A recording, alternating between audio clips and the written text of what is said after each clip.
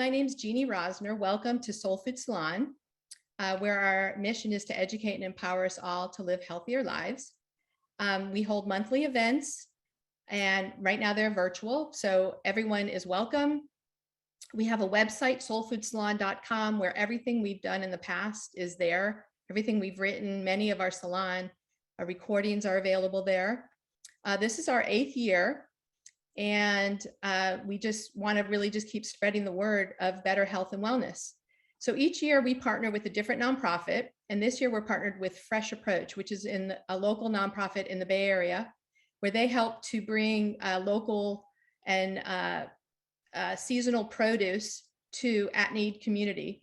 And this year, the project that we're partnering with them with is helping to bring a mobile farmers market to the Redwood City location, which launched in October, and it's fabulous. It meets once a week, and it's serving a tremendous need to the local community.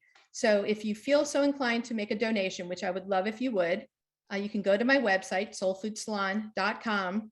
In the middle of the About page, there is some information about Fresh Approach, and then you can, there's a little link at the bottom of the little blurb where you can make a donation from Soul Food Salon. So far we've raised about $15,000, and thank you to everyone that's made donations. It's fabulous. We are providing a tremendous, awesome need to our community. So I'm very active on social media, mainly Instagram, and my login is at Soul Food Salon. It's all one word. We also have a YouTube channel where many of our salons have been recorded. That's also at Soul Food Salon. And today's salon is being recorded, and it will be up on our YouTube channel probably by tomorrow. So sign up for everything. I'd love for you all to be participants and follow along.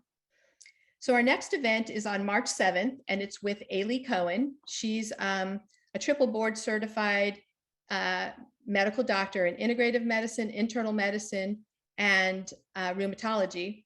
And her talk is going to be called Non-Toxic, a guide to living healthy in a chemical world. She also is an amazing environmental health advocate. So I will have that up on my website under events going forward, where you could register if you'd like. And then I will also send out an email with some of her information and a link to register.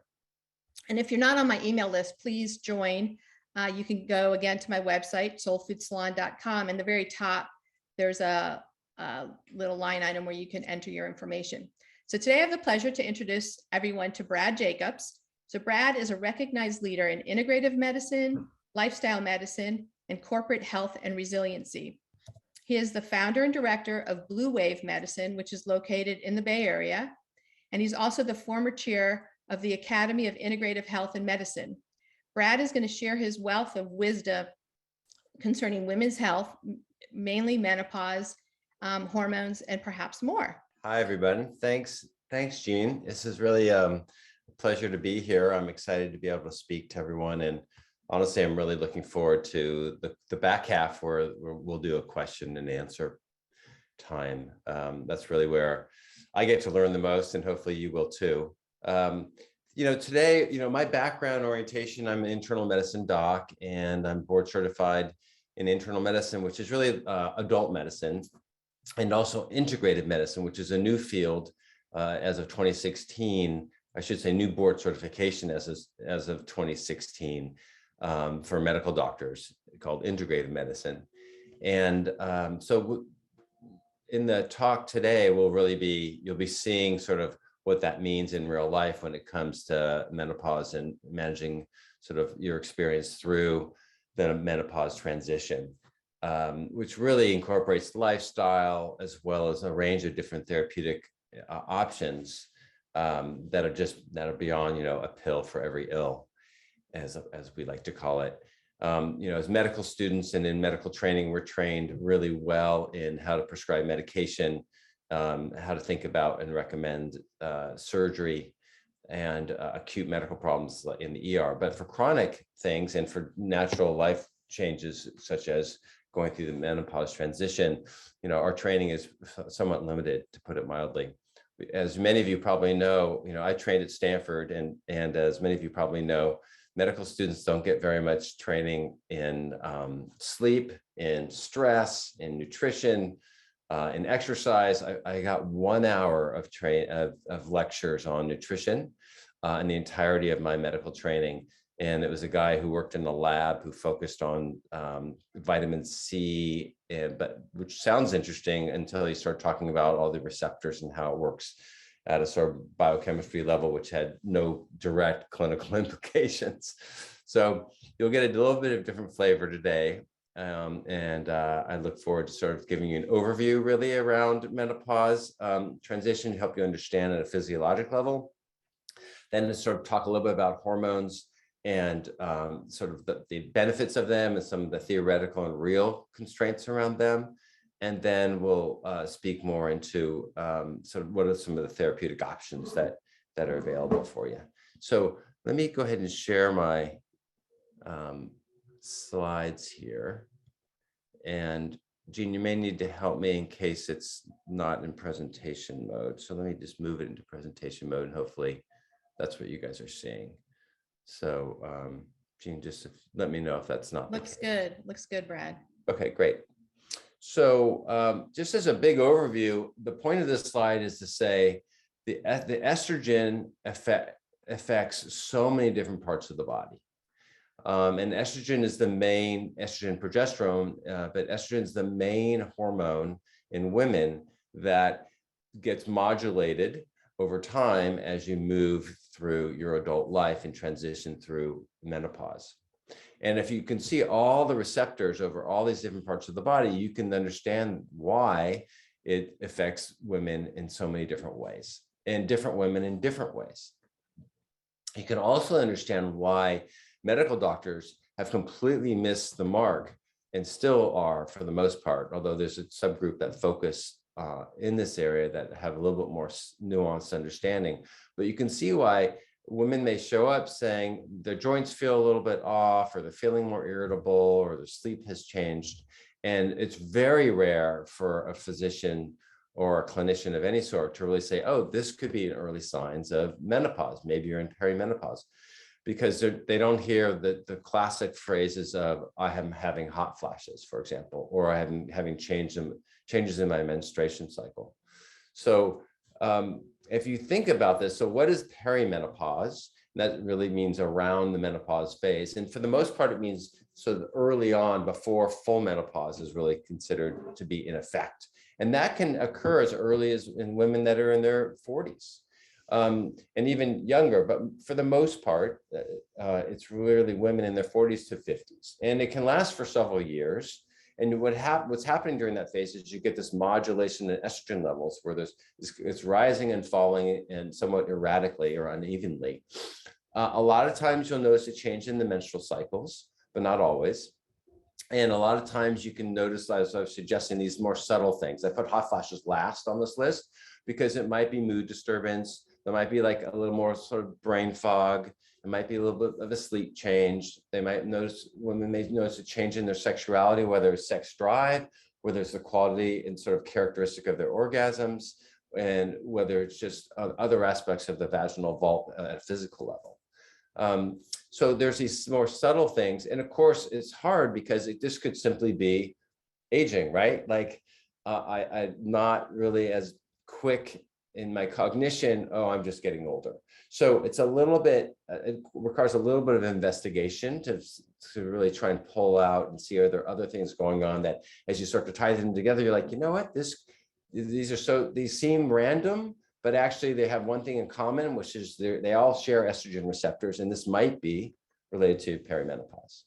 So what is menopause per se? Menopause, strictly defined, is the absence of having menstrual periods for 12 months. And again, the average is really age 51 with a wide range. And to put it in perspective, while we call this a medical condition with a diagnosis, the truth is it's a natural phase of life, right? It's a natural chapter we go through women go through in life. And over half of American women were menopausal in 2015, right? Because as we're an aging population, half the adult women are actually already in menopause. This is just a graphical explanation of what I was saying, and you can see this in relationship to progesterone. So the purple line, you can see the modulations in estrogen. And I would argue that the perimenopause phase, that straight line there going across, isn't actually true. You are getting modulations there, but you can see progesterone starting to wane.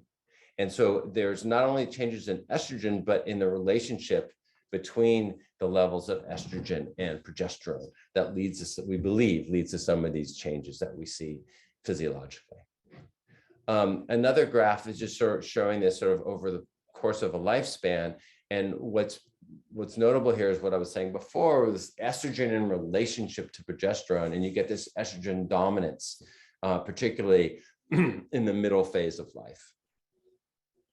So what lots of people ask about hormone testing, and maybe I'll just back up and give you a little bit of a background of where I'm coming from. I've spent a lot of time in the integrative medicine field, as I was saying, and I spent several years. We put together a team just focused on menopause care, around perimenopause and menopause care, because there was such a dearth of information, and so many doctors were so afraid of prescribing hormone replacement therapy. More doctors, it's still a small amount, but more doctors are feeling more comfortable as more and more data is showing that it's quite reassuring. And there was a big swing against, as many of you may have recalled, around 2000, the decade, the late 90s and into the early 2000s, away from hormone replacement therapy, because some of the early large studies that were finally done in a randomized controlled fashion show that estrogen might have been causing estrogen and progesterone, but at that time it was mostly blamed on estrogen, was causing harm, risk of blood clots, risk of heart attack, increased risk of breast cancer. And yet on the earlier studies, it showed all this benefit, right? The earlier studies were these large cohort studies of large groups of people followed over time. And so the explanation was, oh, well, when we randomize these people, then all of a sudden we see the quote, the truth. And the rationale in hindsight was because when we followed all these people over time, those people taking hormones are probably also people that take better care of themselves, because they take their hormones every day. They're also the people that will exercise and they'll eat better because they put the energy into taking their hormones every day. They also put the energy into living a healthier lifestyle. And that's why we saw improvements. So that when we randomized that same group of people, when half of them got placebo and half didn't, this is why we saw all this harm, not even neutral, but a harm. And without getting into too much of data, but I'll show you a little bit later, it turns out actually it was the medication itself that was being prescribed that we think was causing most of the problem. The source of the medication and the quantity we were giving people, that was probably the reason. And as you know, in America, we tend to like to supersize everything, including medicine. And so this is sort of a fallout from that cultural bias that we tend to have. So we spent several years creating this company to sort of move into this space. I'm fortunate to be married to a clinician who also spent 20 years doing women's health and is my age and has also gone through her own changes in life. So I have both personal and professional interest and experience in this space, which is sort of what brought me into it, just to give you a little bit of context. So when it comes to hormone testing, for example, how helpful is the testing? To be honest, much of what we do is clinically oriented. Hormone testing can be helpful looking at estrogen and progesterone levels, but honestly, it doesn't often tell us much. It's really helpful at times when you're giving someone replacement therapy, they're not having much changes, and you check their hormone levels and you're realizing, you're not absorbing much. Maybe we need to change the formulation and do it differently, or we may need to increase the dosing, or all of a sudden their levels go very high, and they're having certain symptoms that correlate with, oh, your estrogen levels are really high. And we can see that on the lab test as well. But to use it otherwise actually can sometimes be misleading. Now, people use FSH as a reliable tool for predicting menopause, and clearly when it's very high, it's an effective and helpful marker. But a lot of times it's not super high, and then we say, oh, you're not going through menopause, but that's actually not true. AMH, which historically has been used for fertility, has more recently been identified to be helpful for predicting timing to menopause within 1, 2, or 3 years. So that can be used.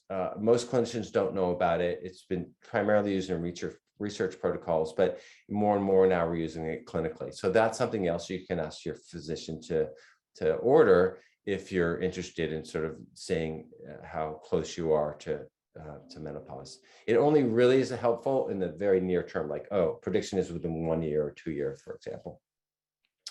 Testosterone levels can be helpful as well, particularly we test those when we're putting people on testosterone replacement therapy, which we would often do for women to improve libido, for women that want to increase lean muscle mass, and a few other scenarios. So that's another one. I'm a big fan of getting total and free testosterone because the free is the one that's bioavailable. You can sort of indirectly do that if you get total, and also it's called the sex hormone binding globulin, but typically getting total and the free then you don't need the sex hormone binding globulin to calculate the free. And then there's a lot of practitioners that like to order these urine-based tests, that Dutch testing, it's called, that looks at the metabolites. Also ZRT does this as a particular lab that looks at saliva. That's really more interesting as it relates to breast cancer risk and trying to shift your estrogen metabolites towards metabolites that are less breast cancer promoting.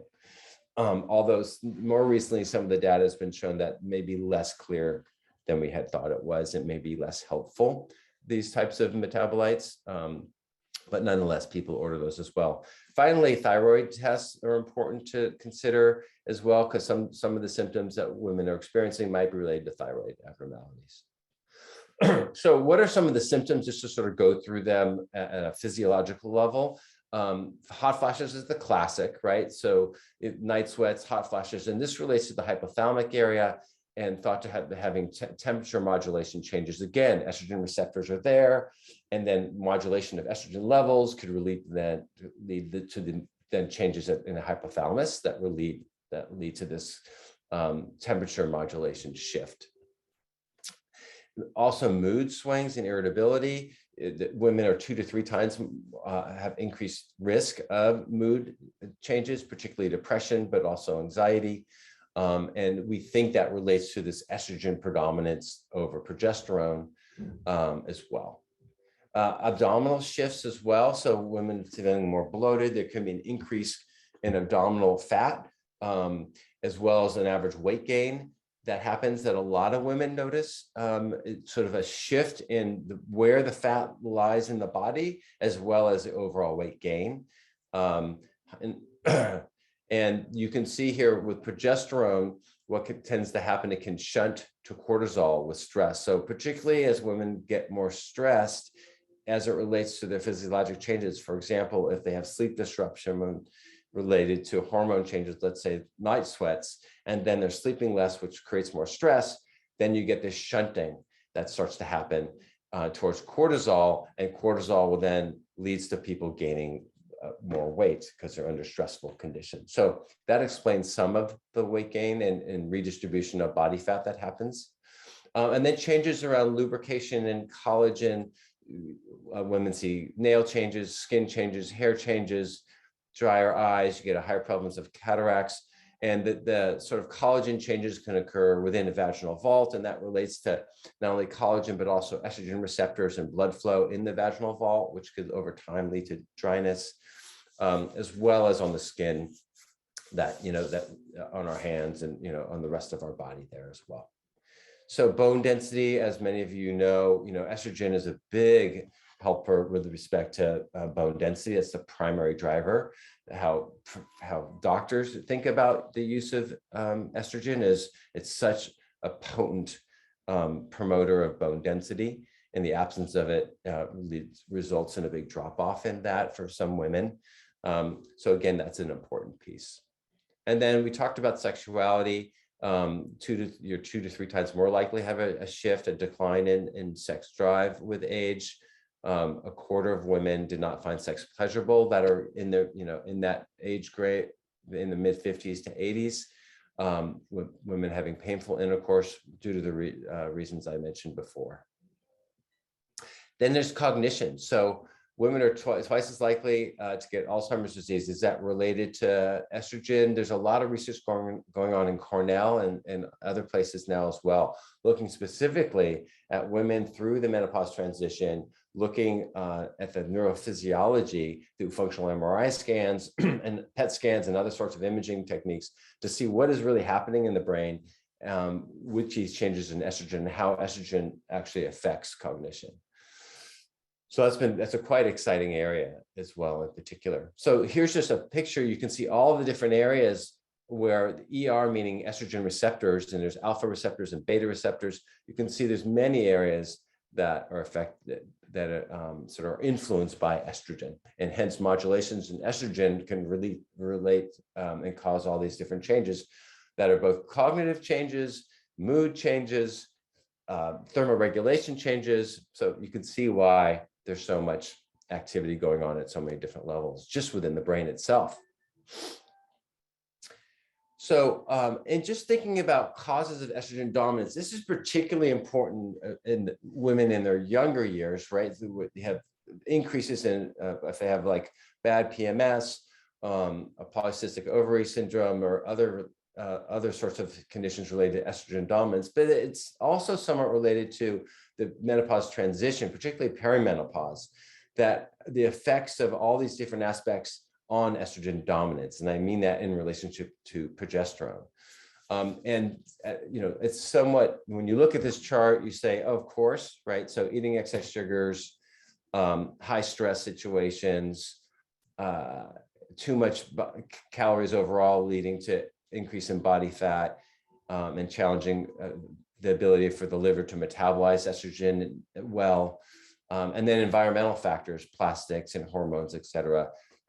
Many of us in the Bay Area, for those that are in the Bay Area, and for those of us that are just cultural creatives and on the leading edge of thinking about healthy living, none of this is rocket science. And you probably shake your head like, yes, I'm working on all these things, but I bring this just to say, actually, please know there is a relationship between this. And for those that have daughters, inform your daughters the same as well, as they're struggling through their teenage years with PMS and other sorts of intense aspects of that process. So what can you do about it? There's lots of different options. And this is just a spectrum of showing you lubrication options, sexuality enhancement options, the Scream Cream appropriately named. There's some herbs you can see on the left-hand side showing a black cohosh on the left, and the one next to it showing Siberian rhubarb and acupuncture. So let's start with lifestyle. And if you think about daily exercise, nutrition that we just talked about before, stress modulation that we talked about earlier on as it relates to stress. I mean, there's so many aspects of stress, but just one aspect being stress, taking progesterone and shunting it to cortisol, which then leads to weight gain. Meditation, and then there's herbal supplements to try, and then there's hormone replacement therapy, which we'll spend a fair amount of time on. Acupuncture, I don't spend a lot of time on today, but it can be quite helpful for many things as a system overall, as well as specifically for this particular area. So again, not rocket science, particularly for you guys that are probably listening to the talk, but just to sort of throw out there that regular exercise has been shown to help in many aspects of symptoms related to perimenopause and menopause transition. Stress modulation through breathing practices and meditation, yoga also. And there's been some really interesting studies looking at breathing practices like pranayama, which is a type of yogic practice, and looking neurophysiologically actually at what happens in the brain and at the parasympathetic and sympathetic nervous system, and how that modulates hot flashes, for example, and other sorts of neurologically based symptoms. So here's an example of a diet that would be useful in women that are having experienced sort of estrogen dominance. You could have, low glycemic load foods, eating lots of cruciferous vegetables. That helps actually metabolize the estrogen into metabolites that are thought to be cancer sort of inhibitors and reducing the metabolites that are breast cancer promoting. Legumes, flax, a lot of those have omegas in them, green tea, grass-fed meat if you're going to have animal-based products. So it's, standard sort of healthy, what you would think of as a healthy, plant-forward, vegetable-rich diet. We talked about sort of hormones in foods, pesticides in foods, of using plastics and to warm foods or to in general to drink from, eat from, trying to avoid all that. The Environmental Working Group, EWG, is a great resource to look at estrogen modulators that are in the environment. If you have an interest in that, they have some wonderful materials there. So thinking about herbs, in my experience, in our collective experience at the my medical practice here, which I didn't even speak about, it's called BlueWave Medicine. We have a medical practice based here in Southern Marin at Cavallo Point Lodge, and we have a concierge medical practice here. We also do specific consultations for those that are interested on second opinions, given that we're an integrative medicine practice, as well as consultations specifically around menopause and managing menopause. So we'll do that as sort of a package, typically 4 visits that Julia Eisen, who's a specialist in this area, works with clients on. So here's an example of a couple herbs that have been useful, but not always successful for people, but in clinical trials, it's been shown to be helpful. And in my experience, in our collective experience, these for a subgroup of people are amazingly helpful. And for a larger subset, it's really a combination of a few different modalities combined. So black cohosh is one example, the Siberian rhubarb. These are our favorites. There are others as well, red clover and hops, and sometimes you can do these combined formulations. Sometimes we'll use Vitanica as a great product, a company that's a colleague and friend of ours and mentor named Tori Hudson.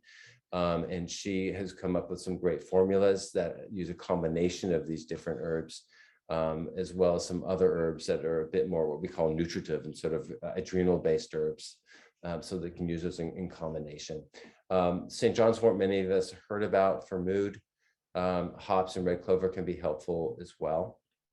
And thinking about vaginal dryness, there's many different, different therapies to consider. We find that estriol cream, if you're looking for the most potent and the one that sort of goes to the root cause of the issue, if you replace estrogen locally in the vaginal vault, you can get very positive changes. And even women in breast cancer, if you're with breast cancer, history of breast cancer, can use local low dose estrogen, particularly estriol. And it's delivered in different ways, a cream, a suppository. There's different sort of ways that can be delivered into the vaginal vault. And then the other aspects that are less root cause, but more, topical, if you will, Kudso sort of addresses that as a sort of a natural based approach to try and provide some estrogenic benefit. But the other ones really, and DHEA to a certain extent, but the other ones, vitamin E suppositories, coconut oil, for example, and other lubricants really serve as a wonderful lubricant, generally speaking, and also during sexual intercourse, because that provides sort of that lubrication that's missing currently. There is laser treatment as well.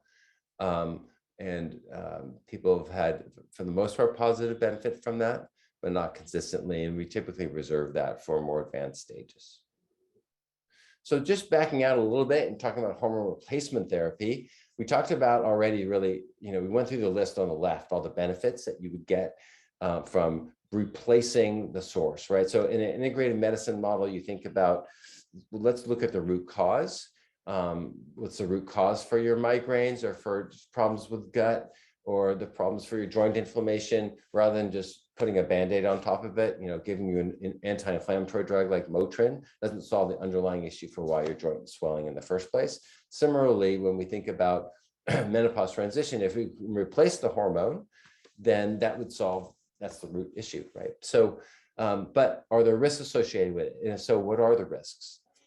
So let's spend a moment just looking at that. If you look at, this comes from the large guideline manuscript that the Endocrinology Society put out, which is an interesting review that really teases apart the scary data that showed that in randomized clinical trials that hormone replacement therapy causes harm.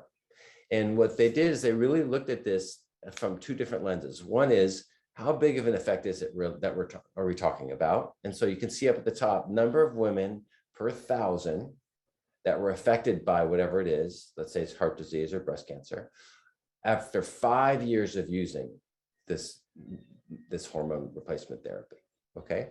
So for example, coronary heart disease, B, which is sort of that tan orange color, goes to 2.5. What does that mean? That means 2.5 women out of 1,000 will develop coronary heart disease after using hormone replacement therapy for 5 years. And that's across all women that are 50 to 59 years of age. Now, B means estrogen plus progesterone. Now look at A for coronary heart disease, which is just estrogen. What does that show? That actually shows a benefit. It shows that actually 5.5 to 6 women per 1,000 will actually have a reduction in heart disease after using estrogen for 5 years. So first of all, what's important to see here is the overall magnitude of effect. It's pretty small. 2.5 per 1,000 is a very small, it's a very rare event. So, if you look at that, it's basically 0.25%, right? If you do 0.25 per 100 after 5 years of use. And on the upside, if you back out, you realize, wow, if you're just using estrogen, the things we're most concerned about, breast cancer and heart disease that we've heard most about, actually, if you remove progesterone, that risk goes away. So what is the actual problem? Is it the estrogen and the progesterone? When you back up and look at this, you realize, you know what? Progesterone is the problem here. Because if you look on the left-hand side of this graph and you look at all the risks, which ones really show up? And you can see there that it's really when you're using progesterone. This one was interesting, and where it shows you could see hip fractures, and you could see an increase in hip fractures, although it's like 2, or 1.5, it's very small for estrogen alone, which really actually makes no sense since we know that that hip fractures or that bone density is dramatically improved when women take estrogen. So that's sort of, some of this is spurious. When you look at this, it doesn't make any biological sense or mechanistic sense. But the big ones that are really to focus your attention on are the ones up above. So keeping that in mind, what does it mean? Can you use just estrogen alone? If you have a uterus, you cannot, because the concern is that with what we call unopposed estrogen, meaning without the presence of the progesterone, that the uterine lining will continue to thicken and you can increase your risk of uterine cancer. So there are some women that opt for estrogen alone and do serial transvaginal ultrasounds every 6 months, checking their uterine lining, and then we'll do like a progesterone withdrawal if they do, meaning that they'll then take progesterone and then stop and they'll have a bleed to try and reduce the lining. But that's obviously much more invasive. And so what we try to do is say, well, what's the minimum amount of progesterone and estrogen you can use in order to get the benefit that you want, assuming that you're eligible for having hormone replacement therapy. So it's really a shared decision-making conversation, which is why I'm spending so much time on this part of the talk. What are the risks? What are the contraindications? What are your personal preferences and concerns? How bad are your symptoms and quality of life? How do we improve that quality of life? So what do we use to calculate, quote, risk? We look at heart disease risk, even though, like I said here above, it's 2.5 using the combination of both. If you're just doing estrogen, we actually think it's protective. So, but nonetheless, since there is a concern for risk, we want to calculate that. So we evaluate cardiovascular disease, CVD, risk in women that are contemplating menopause hormone replacement therapy. And this is sort of how we look at it. So if their risk is moderate, then it's really a conversational, and most people do transdermal anyway. So, up to 5% risk over 10 years, 10% risk over 10 years, we say, yeah, we think this is not a cardiovascular disease risk for you, is not anything of concern. We also look at breast cancer risk, and there's some calculators you can go online and calculate risk.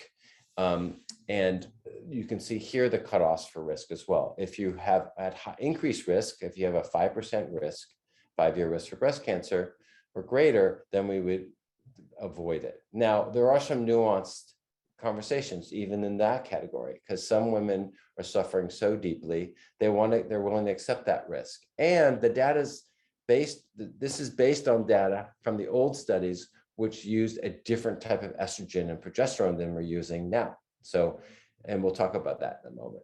So what to use? So this is sort of begs into that. The clinical trials were done on using synthetic hormone replacement therapy. So they use conjugated equine estrogen, meaning it's from pregnant horses and urine that they took, and then from that created Premarin at very high doses and gave that to women. So it had 10 different estrogens in it, and had androgens in it, and had even progesterone, different types of progesterones within there. So it was this mishmash of soup, basically. Not what we have on the right-hand side, which is specifically something called 17-beta estradiol, which is what is in our bodies, particularly women's bodies, in much higher levels. We're now able to create this bioidentical hormone in the lab and then give that to women. That didn't exist in all these large studies. So then what about the progesterone, which was so problematic, right? So the methoxyprogesterone acetate is known to cause coronary artery spasm and known to lower the good cholesterol called HDL. That is not what we use anymore. We use permetrium, which is a micronized progesterone and has a much better cardiovascular profile. So when clinicians are referring to the old data, it's really apples and oranges. And that while data is forthcoming, some of the early data, it's still in sort of early on to get all this data. No one wants to fund these huge studies anymore because, honestly, the pharmaceutical drug company doesn't have a huge interest because the money that you can generate from this is much less than it used to be. So there's a bit of a conflict going on here. So that's basically what I summarized just here. And then now let's just think about specifically, well, what is available? So we talked about these are just sort of the visual of the different types of what they look like, the different types of molecules. The one on the left-hand column here, estrone, estriol, and estradiol, those are the different types of estrogen, 1, 2, and 3, basically. So you have estrone for 1, estradiol for 2, and estriol. And estriol tends to be a lot more prevalent in the vaginal vault, which is why I had mentioned earlier that using that as a cream. And then what's available now? There's a bit of, this took me a while to figure out, actually, there's a bit of a misnomer. So bioidentical hormone replacement therapy. Typically, we think about compounded hormones. You got to go to a pharmacy, they compound it, and you get it as a cream or, these different forms. Actually, that's when you sort of ask those pharmacists, well, where do you get the hormone from in the first place, and what's the process? They'll tell you, well, we order it from a pharmacy, from a pharmaceutical drug company. It comes as a powder. We then mix it into a cream or some sort of a vehicle that will hold it, and then we prescribe it. That is a compounded pharmacy, but that is the exact same medicine that you can get through pharmaceutical drug company that's delivered to a commercial pharmacy like Walgreens, CVS, or my favorite pharmacy, which is called Alto Pharmacy, because they deliver and they've got great customer service, and I have no financial ties to them. So 17-beta estradiol, estradiol, and estriol acetate. So all these really come in different forms, Patch tends to be the one that most people like to use, although there's different options here. And in order to get a bioidentical hormone, you don't have to get a compounded hormone. Now, some people like to go to the compounded pharmacies because there is some artificial colors and some, artificial, if you will, ingredients in the patch or the pill.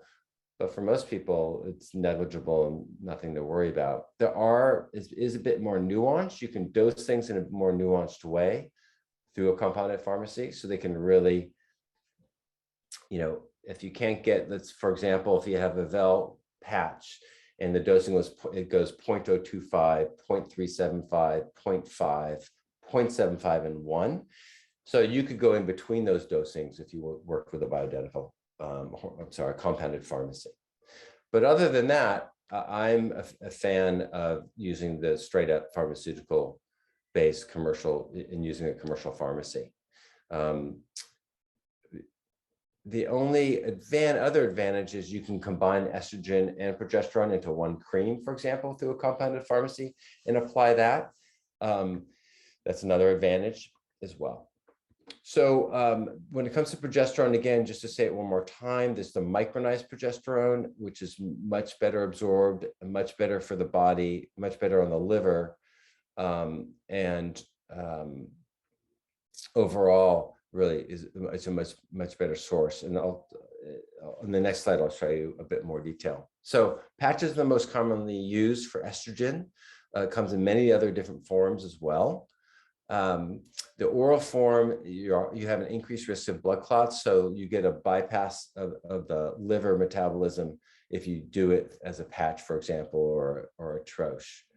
The progesterone, as I mentioned, if you can do a much lower dose, when it's micronized, you get much better absorption. So that allows you to do a much lower dose. It's also very calming, and women have a lot of sleep disruption going through the menopause transition, and progesterone really help with sleep and is very calming, which is really helpful, particularly when women have estrogen dominance. You have more estrogen than progesterone that can cause more and more anxiety.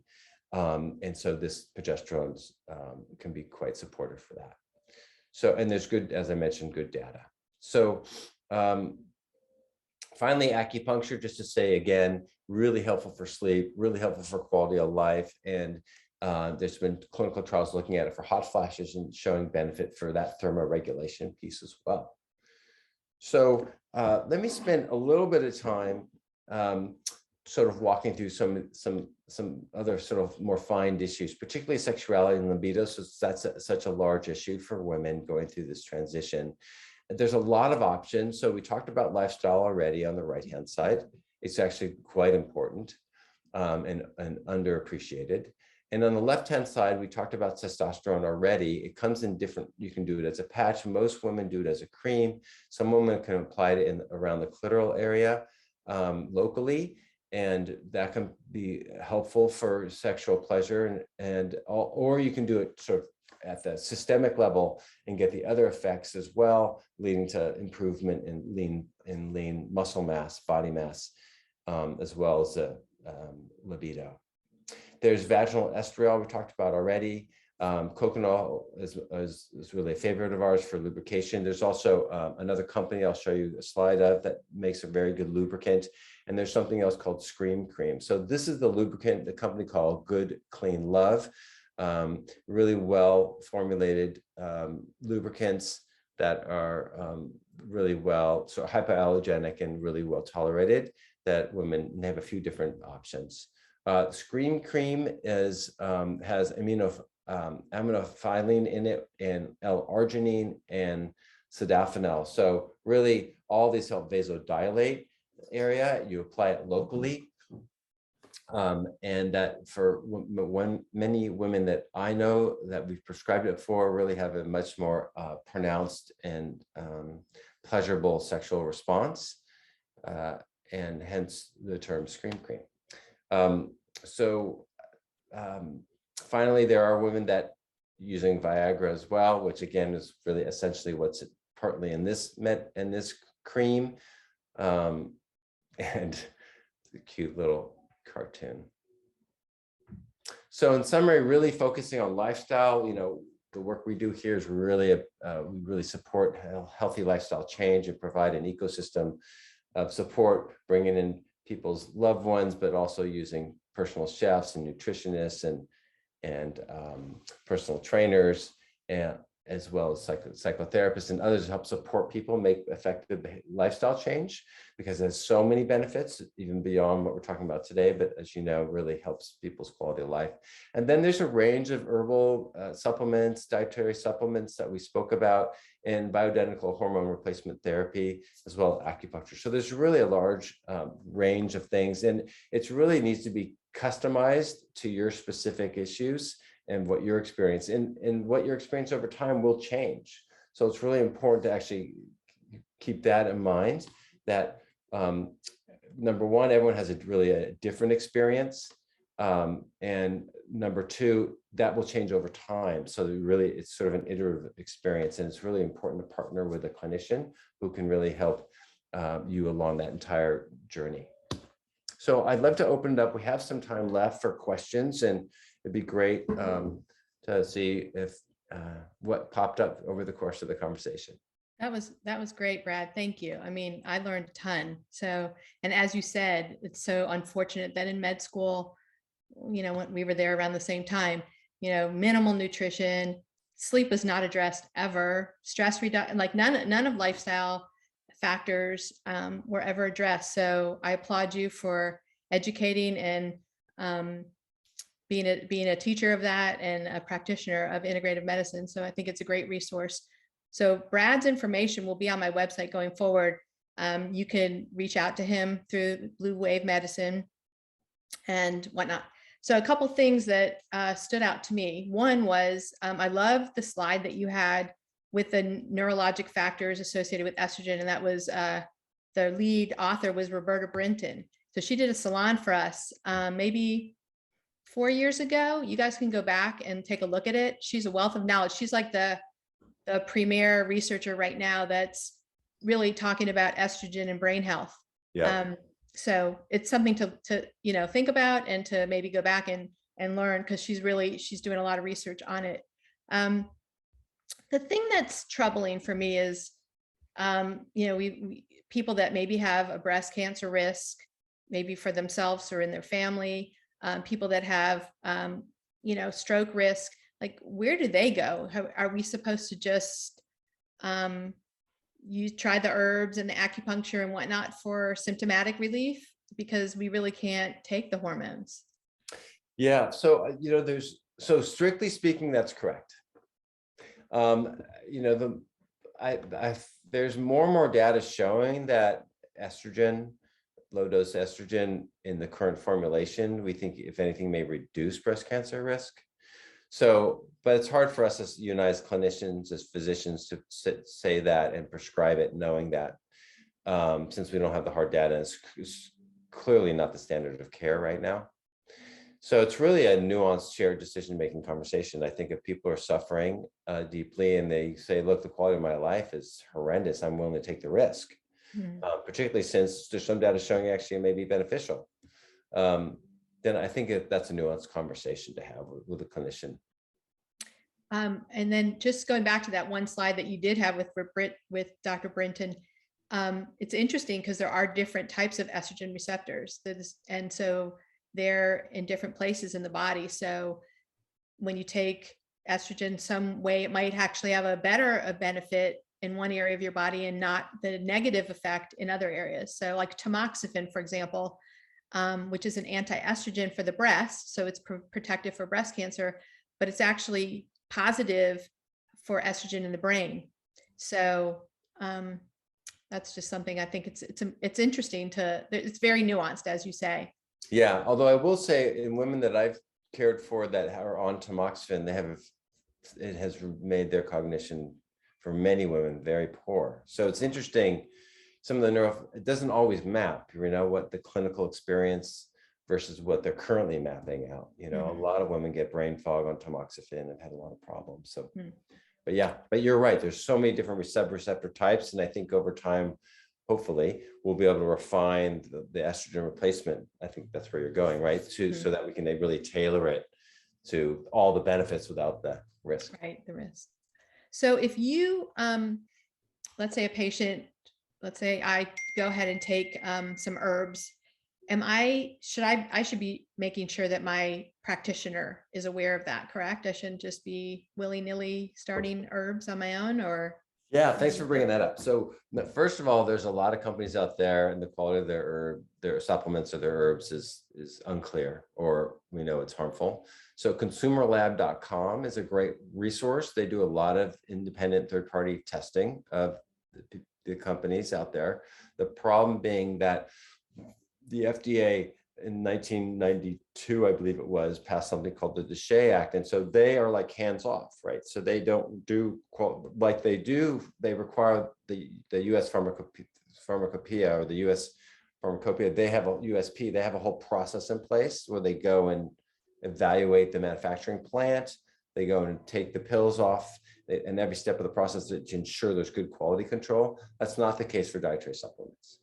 So it's important to find companies that have independent third-party testing. They'll claim that they, FDA can audit us anytime. So of course we do the work, but that's not true because the FDA doesn't have the resources to do that auditing, and they know that. So it's important to find companies that are high quality, Metagenics, Thorne, Zymogen, Vital Nutrients, Vitanica I had mentioned, with Tori Hudson. They're good quality companies, and so that is important. Second thing is, to your point, is communicating with the your doctor, so that they know what you're taking. Because, for example, if you needed, God forbid, Paxlovid for COVID, it has many interactions with many medications, and supplements are medications. They're just we just call them something different, but they may interact as well. So you always want to let your doctor know what you're doing. Okay. So you mentioned estrogen dominance, and that is estrogen in reference to progesterone. Is that correct? That's correct. Okay. So then you talked a little bit about a hormone balancing diet, and in that was soy, which could be a phytoestrogen. So isn't that potentially isn't that expanding that dominance even more? Like, I guess I was confused there. Yeah, no, that's a great question. Yeah. So thank you for picking that up. So, phytoestrogens are less potent than biological estrogen that we have in our body, or hormone replacement. So it's really competitive inhibition or competitive agonist. So you end up occupying a receptor with a less potent estrogen. So then your body experiences less estrogen because the cells are absorbing that estrogen at the receptor level. And so you end up pushing away the highly potent estrogen and replacing it with a less potent phytoestrogen. And so in that way, you end up reducing the effects of the estrogen. Okay, gotcha. All right, so let's go to a couple questions from the audience. Do men go through menopause shifts like women do, with dry skin, weight gain, or no? I mean, they get a drop in estrogen and testosterone and. Right. So they go through menopause or andropause.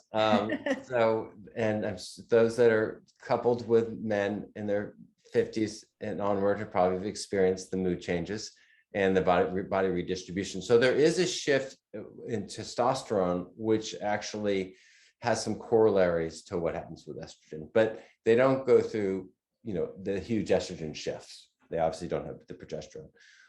So men do get a bit of a redistribution over time, and also they get a reduction in lean body mass, and that relates to a reduction in testosterone. I will also say a couple of my patients said to me, and they're right, this would be a great talk for men, and I might reposition this talk for men, because living with your partner, female partner who's going through menopause transition is its own art form, and really important, because I've seen it lead to divorce. I've seen it lead to a whole bunch of conflict, and men just don't understand what's going on in their partner, and they project a lot onto the partner that's not actually true. So maybe for another talk, but I think that'd be an important conversation to have. Yeah. If someone were to start hormone replacement therapy, how long are they typically taking it? So the formal recommendations are you start it within 10 years of menopause, and you take it for up to 10 years. With that said, I know plenty of women that say, I'm not coming off this, because they feel so much better. And they've women that have tried coming off it, and they notice differences in their cognition and their muscle strength and their sexuality. So, but strictly speaking, those are the formal recommendations currently. And that relates to what we were talking about earlier, which is sort of the question around if women take it too long. From the earlier studies using the different forms of the estrogen and progesterone, that we saw that they took it for longer periods of time, there were worse outcomes. But I don't think we'll find that in the new formulations we have. But in general, those are the formal recommendations. And in general, most women say, you're not touching my hormone replacement therapy. Someone asked, you showed that one slide with the estrogen and progesterone, comparing the cardiovascular effects and over the 5-year period for 1,000 patients. Do you have any data that you could share on women that do not take estrogen and able to compare and see a difference? Yes, so that was the comparison group. So the comparison group on that slide is women that aren't taking anything. Oh, I missed that. Okay. Yeah, so I didn't say it, but that was the implication. So in other words, you're 2.5 times, or 2.5 cases per 1,000 over 5 years taking estrogen compared to not taking anything. Okay. Or gotcha. taking both compared to not taking and the placebo arm, basically. Okay. And then that was and specifically that what I showed you, that graph was for 50 to 59-year-olds. There's a whole bunch of problems with the study, by the way. Just if we want to talk about it for a moment, I'll just mention that number one, they had a whole bunch of women that were older in the study, in mid-60s and older. They had a whole bunch of women that were on hormone replacement therapy and then wanted to get in the study and were told they couldn't take beyond hormone replacement therapy, so they stopped taking it. So they came in and they got randomized to placebo, right? So the placebo group was healthier because they came in with some hormone. So there's a few other caveats around the data. So instead of using Premarin as a vaginal cream, what would you suggest as a vaginal cream? Right. So estriol or estradiol comes in vaginal cream. So Premarin isn't really used as a vaginal cream. And it shouldn't be used by anyone anymore. Remember, that's estrogens from pregnant horses. Right. And it's got all sorts of estrogens in there. And none of which is 17-beta estradiol. So 17-beta estradiol is the estradiol we talk about. And typically it can be an estriol combination cream, or it can be an estriol cream, or estradiol. Okay.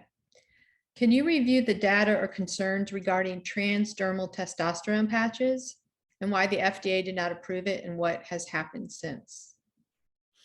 I don't know the data well, but I'll say that there was some issues with the quality of the manufacturing.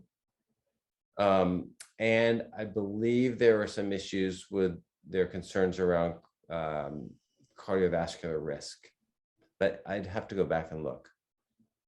Okay. We already addressed this briefly, but just to confirm it. So if someone asks, can you comment on soy in foods like tofu and tempeh? How much is safe?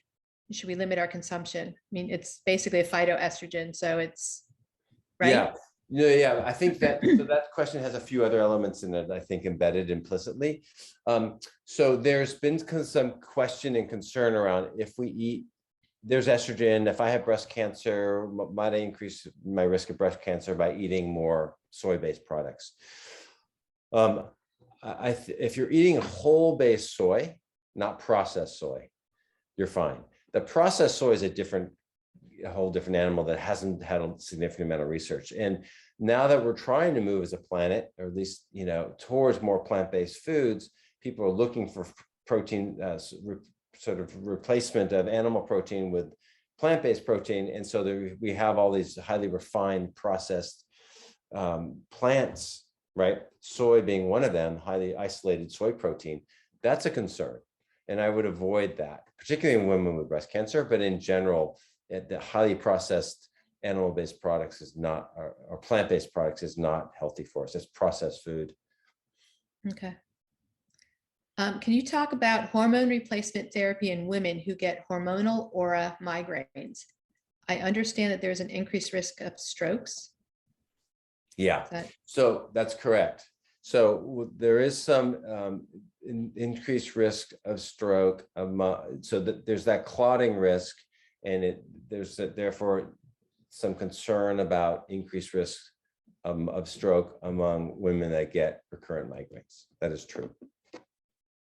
Okay. Someone asked, what symptoms are typically permanent changes for menopause? So bone density, once you lose it, it's hard to gain some of that back. And with respect to sort of